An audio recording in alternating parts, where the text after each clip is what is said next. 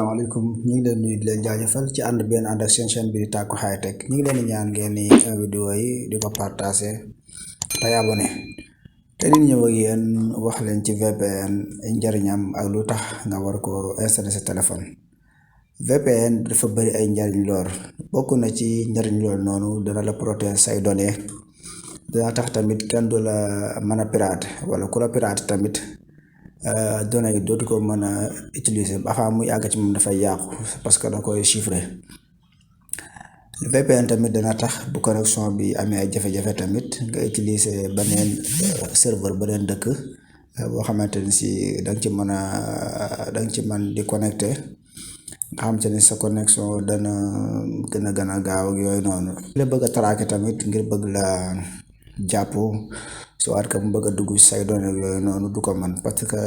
bu fekkente ni si yaay connecté ci VPN sa adresse bu IP bi da koy changé adresse IP nag xam naa bon dana ci ñëw gën cee def ay leeral que pour am VPN dañuy dem ci Play Store. su ma ñëwee ci Play Store ma tàpp fa VPN su ma defee VPN ma cliquer ci kaw. dafa bari ay façon nag mais ñun mën nañoo jël bii ci kaw nii mooy bii nii mën nañoo jël bii nii ñu cliquer ko installé ko man installé naa ko pare dama ko installé pare mais ma ouvrir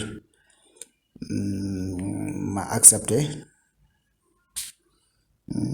waaw nga ma xaar tuuti mu vérification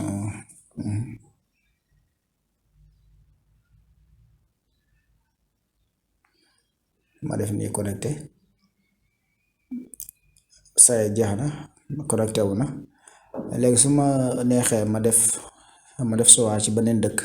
damay ñëw comme ça ci fii nii fi li mel ni ab bal nii ma ñëw ci dëkk bu ma neex nii comme France wala mbaa États-Unis laa bëgg di connecté sama serveur di dem foofu noonu ma ñëw foofu noonu mais boo xoolee ma yeneen ci des nii yëpp yeneen dëkk la may lii version pro bi ci lay dox mais mën nga cliquer États-Unis soit que nga cliquer France ak yooyu noonu pour man cee comme ça connecté. am na yeneen VPN nag mais bii moom efficace na te gaaw na te aussi tamit am na sécurité kon lii moo doon si astuce tay bi ñu ngi leen ñaan ngeen abonné di ay vidéo yi di ko partager jërë ngeen jëf.